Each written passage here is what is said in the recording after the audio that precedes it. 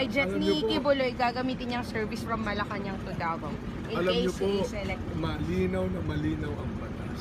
Unang-una po, labag po na tumanggap ng kahit anong regalo mula sa kahit sino ang mga lingkod pa. Pangalawa po, bakit hindi ito nakasama sa iyong salin kung wala ka namang itinatago? Di ba? Simpleng-simple po eh. Nakasaad sa batas, nakasaad sa reglamento, lahat ng iyong pag-aari, regalo, mana, bili, utang, lahat po ay nakasama dapat sa salin. Eh bakit itinatago ito? Bakit parang napakahirap na malaman ang buong katotohanan tungkol sa iyong kayamanan, Mayor Duterte?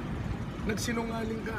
Una, sinabi mo, hindi iyo itong mga bank accounts na ito. Tapos, nung nahuli ka na, ayun, nagbago na naman ang storya mo. At ngayon, ayaw mo ipakita sa taong bayan ang kabuuan ng iyong kayamanan.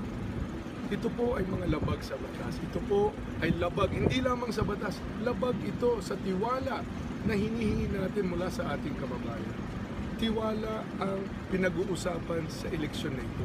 Yan ang pinakapundasyon ng relasyon ng isang leader sa mga kababayan natin. Tiwala. Problema sa iyo, Mayor Duterte, abogado ka pa naman. Yung batas, sinusunod mo lang kung kumbinyente sa iyo. Kung hindi kumbinyente sa iyo, lalabagin mo ang batas, ilalapastangan mo ang batas. Papatay ka ng tao, itatago mo ang kayamanan mo, magsisinungaling ka dahil hindi kumbinyente sa iyo. Yan ang pagkatao.